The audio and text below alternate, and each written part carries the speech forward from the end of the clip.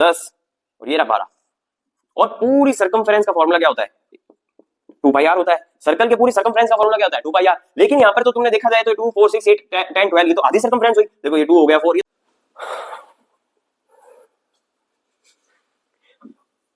तो हेलो दोस्तों, my name is Devesh व्यास। स्वागत है आपका लेक्चर नंबर 2 में। मेंसुरेशन के लेक्चर नंबर 2 का आपका हार्दिक हार्दिक फिर से बहुत अच्छे से स्वागत है। जैसा कि मैंने आपको बताया था कि अगले लेक्चर के अंदर इस लेवल में और तगड़ा पढ़ा दूंगा कि भाई एरिया कैसे आया, पाई आर स्क्वायर क्या होता है, कैसे निकला, सब कुछ बताऊंगा कि क्या है, इसकी वैल्यू कैसे आई पाई की।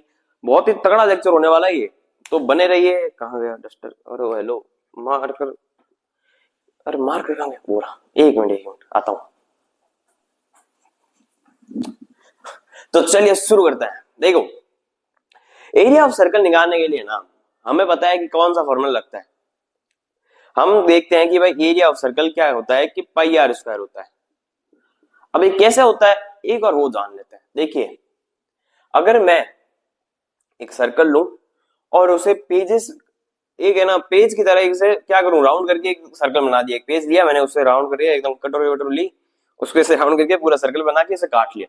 अब उसका 13 पार्ट किए मैंने। 13 नहीं, बहुत ज्यादा करो आप, 13 नहीं, वो तो मैंने इसमें दिखाने के लिए, आपको समझाने के लिए इसको थोड़ा बड़ा करके बताया है। बाकी टोटल इसके कितने पार्ट लिए मैंने? 13 पार्ट काट लिए एक बार के लिए। ठीक है, ऐसा नहीं बहुत ज्यादा काटने पड़ते हैं, छोटे छोटे छोटे छोटे, पर आपको समझाने के लिए आपको दिखे, फिर आप ये मत कहो कि छोटे छोटे पार्ट तो दिख ही नहीं रहे हैं, इसलिए मैंने कहा ठीक है थोड़े बड़े काट देते हैं। तो ये देखो, ये है अपना पार्ट 1 2, ऐसे काट रहे हैं अपन इसको, ऐसे समझ रहे हो तुम, ये इस लेवल पर है। फिर उनको काट के ऐसे एकदम है ना रेक्टेंगल शेप में लगा दिया। भैया ये कहां से रेक्टेंगल लग रहा है? तो कुछ अजीब सा शेप लग रहा है। देखो शेप पे मत जाओ, ये है ना अगर छोटे छोटे काट के लगाएंगे ना अपन तो एकदम रेक्टेंगल के जैसे बनेगा। अगर लेकिन अबे तुम्हें समझाने के लिए कि तुम्हारे कान नहीं खड़े हो जाएगी, ये क्या बना दिया, उस हिसाब से मैंने एक बार इसको थोड़ा बड़ा बनाया। इसे पार्ट काट के अगर मैं यहाँ पे लगा दूं तो तुम्हें नहीं लग रहा है इसकी शेप कहीं ना कहीं ये कहां मिल रही है? रेक्टेंगल की शेप जैसी हो जाएगी नहीं? वैसे तो बहुत ज्यादा लगाऊंगा ना, यहाँ तक आएगा तब एक प्रॉपर रेक्टेंगल दिखेगा, लेकिन समझाने के लिए तुम्हें कि हाँ भाई ऐसा हो सकता है, उसके लिए मैं तुम्हें बता रहा हूँ। कोई होगा उसने बताया है भाई अच्छे तरीके से, ठीक है। तो मैं मान लेता हूं कि देखो, ये इसकी जो है ना रेक्टेंगल की, ये होती है लेंथ और ये होती है ब्रेथ। हाँ ये तो होती है, हमें पता है। आप आगे बढ़ाओ, देखो ये 2 4 6 8 10 12 ये जो पार्ट है ना, एक बार इस पे गौर फरमाते हैं। यहां से ये रहा 2, ये रहा 4, ये रहा 6, ये रहा 8, ये रहा 10 और ये रहा 12। और पूरी सर्कमफेरेंस का फॉर्मूला क्या होता है? 2 पाई आर होता है। सर्कल के पूरी सर्कमफेरेंस का फॉर्मूला क्या होता है? 2 पाई आर। लेकिन यहाँ पर तो तुमने देखा जाए तो 2 4 6 8 10 12 ये तो आधी सर्कमफेरेंस हुई। देखो ये 2 हो गया 4, ये तो आधी हुई ना। तो चलो आधी हुई तो अपन क्या कर देते हैं, 2 पाई आर के अंदर 2 का डिवाइड कर देते हैं, तो क्या बचा? पाई आर। तो इसकी लेंथ की वैल्यू कितनी आ गई? पाई आर आ गई। हाँ आ तो गई, क्योंकि आधा सर्कमफेरेंस का फॉर्मूला लगाया था तो पूरा 2 पाई आर के अपॉन में 2 रख देते हैं तो अपन को पता चल जाएगा कि इसकी लेंथ क्या है, कि पाई आर आ गई आ गई, ठीक है। अब देखो ये जो ब्रेथ है ना, तुम ध्यान से देखो, ये वाली ब्रेथ है, ठीक है। तो ये 1 की है, 1 की यहां से लेकर यहां तक ब्रेथ कितनी कहलाती है? एक आर के बराबर कहलाती है। मैंने कहा था ना, कहीं से भी कुछ भी पार्ट डिस्टेंस है ना, सर्कल के सर्कमफ्रेंस से लेकर सेंटर से कुछ भी खींच दो लाइन, वो क्या कहलाएगी? आपकी रेडियस। यहां से लेके यहां तक ये भी रेडियस रेडियस रेडियस, तो ये वाली भी कौन सी होगी? रेडियस होगी। तो ये इसकी वैल्यू आर के बराबर आ गई। अब क्या होता है ना, अपन रेक्टेंगल का फॉर्मूला लिखते हैं, लेंथ इंटू ब्रेथ। लेंथ क्या है इसकी? पाई आर। ब्रेथ कितनी आ गई इसकी? आर। तो फॉर्मूला क्या आ गया? पाई आर स्क्वायर। यही सर्कल का फॉर्मूला होता है। अरे भैया ये तो पता ही, बहुत बड़े बड़े लोगों को पता ही नहीं है ये बात, भी अभी भी नहीं पता। तुम्हें इस लेवल का पढ़ा दिया है ना कि तुम्हें पता चल गया कि हाँ ऐसे निकालते हैं क्या भाई आर स्क्वायर। अच्छा, हम तो सर्कल को ऐसे सोच रहे थे, बस रट्टाफिकेशन किया है, ये आया कहां से वो नहीं पता हमें। यहाँ ठीक है पाई आर स्क्वायर होता है, हटो हटो pi r square, pi r square, अरे क्या पाई आर स्क्वायर, ये देखो पाई आर स्क्वायर कैसे निकलेगा, और समझ में नहीं आया वापस समझा देते हैं। देखो अगर मैं इस सर्कल को लूं और उसके साइड्स को काट दूं, ऐसे मतलब साइड को रेडियस में ऐसे करके कट कर लूं बहुत सारे पार्ट्स में, उसको एकदम रेक्टेंगल शेप में लगा दूं। वैसे तो तुम्हें समझाने के लिए 13 पार्ट है, बाकी तो बहुत सारे पार्ट करने पड़ेंगे, तब भी तो रेक्टेंगल शेप में आएगा वो। ऐसे शेप में लगा दिए।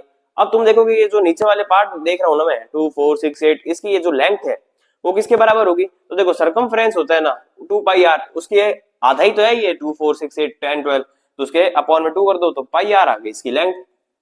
लेकिन अगर मेरे को ब्रेथ निकालनी है तो यहाँ से यहाँ तक क्या होती है, रेडियस के बराबर होती है, तो मैंने रेडियस का आर लिख दिया। अब एरिया का फॉर्मूला क्या होता है, रेक्टेंगल की लेंथ इंटू ब्रेथ, ये लो पाई आर स्क्वायर, और ये पाई आर स्क्वायर किसका फॉर्मूला आ गया अपने पास, सर्कल का। कैसे निकला ये बता दिया आपको, बहुत सिंपल सी बात है, इसमें कोई गलत बात थोड़ी है। समझ में आया कि नहीं आया, आया कि नहीं आया, बहुत तगड़ा चीज बता दिया आपको। फटोफट ये सोच के विचार करो कि समझ में आया कि नहीं आया। अगर नहीं आया समझ में तो वापिस वीडियो को देखो। बाकी बहुत देखा जाए ना, पता तो चला हमें कि भाई कहां से आया। ठीक है,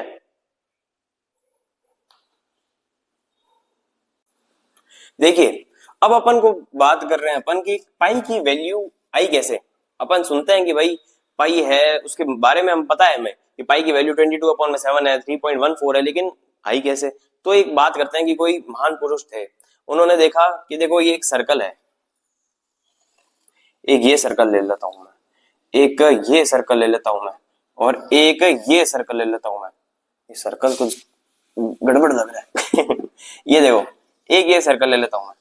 अब देखो तुम ध्यान से देखोगे ना, तो उसने क्या किया उस टाइम पे, एक हमें कुछ पता ही नहीं था कि क्या होते हैं सर्कमफ्रेंस, उन्हें कुछ पता नहीं था कि सर्कमफ्रेंस जैसे कुछ, उन्हें ये पता था कि इसकी लेंथ कैसे निकाले, उन्हें पता ही। अब उन्हें ये पता था कि अगर मैं यहाँ से बीच में है ना एक क्या करूं, एक ऐसा इंस्ट्रूमेंट लूं कि मैं इसको सर्कल की पूरी जो सर्कमफ्रेंस है वो निकाल सकूं।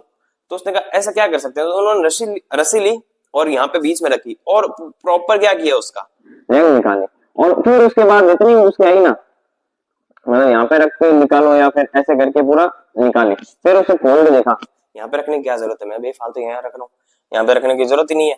सीधा सीधा क्या करूँ ना, रस्सी लेनी थी, उन्होंने रस्सी ली और पूरी क्या कर दी, यहाँ पे डिस्टेंस निकाल दी यहाँ की, यहाँ पूरी। तो उसे क्या नाम दिया कि सर्कमफ्रेंस होती है ये। ठीक है, और फिर देखा कि जो रेडियस है ना, डायमीटर की अगर हम बात करते हैं, जो रेडियस स्क्वायर होता है उसे हम क्या कहते हैं, डायमीटर।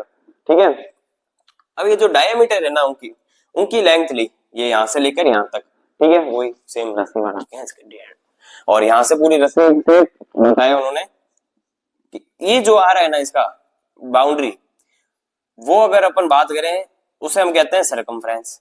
कहते हैं कि नहीं कहते, जो कि उन्होंने रस्सी से पूरा उसकी लेंथ निकाली, उसके बारे में बताया। ठीक है, उसके बाद डायमीटर उसने निकाला, उन्होंने निकाला। उसके बाद जब देखा ना तो इसकी वैल्यू कितनी आई, 3.14। उन्होंने कहा ओके कोई दिक्कत नहीं है। उसके बाद ये वाला सर्कल देखो, इसके उन्होंने क्या किया, रस्सी ली, उसके बारे उसको पूरा एक मेजर किया, उसके बाद उसका सर्कमफ्रेंस निकल गया। उसके बाद जो इसकी डायमीटर थी, जो एकदम सेंटर पॉइंट से होकर गुजरती है, उसे हम कह रहे हैं इसमें डायमीटर।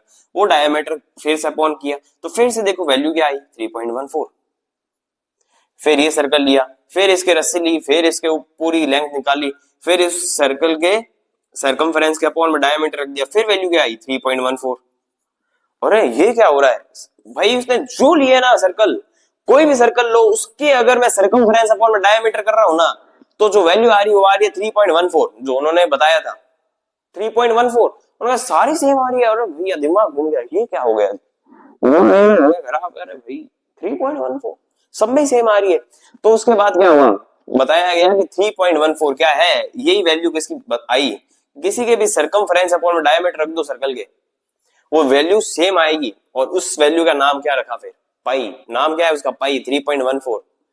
ठीक है, तो ये सिंपल सी बात थी। उसके बाद अगर हम बात करें तो आया कैसे ये फिर फॉर्म, सर्कमफ्रेंस का फॉर्मूला। तो सर्कमफ्रेंस इज इक्वल टू अपन रख देते हैं अपॉन में डायमीटर इज इक्वल टू 3.14 की वैल्यू है जो है पाई, मतलब पाई की वैल्यू 3.14 है।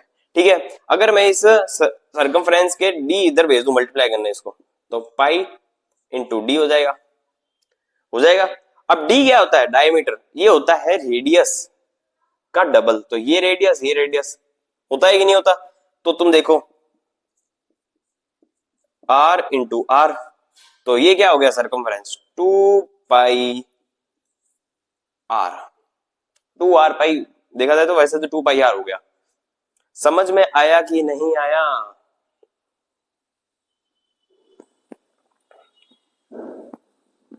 तो क्यों, समझ में आया कि नहीं आया, बहुत ही सिंपल था, समझ में आ गया ना, बस यही था इसके अंदर। और बहुत समझ में आना जरूरी है कि भाई कैसे आया सर।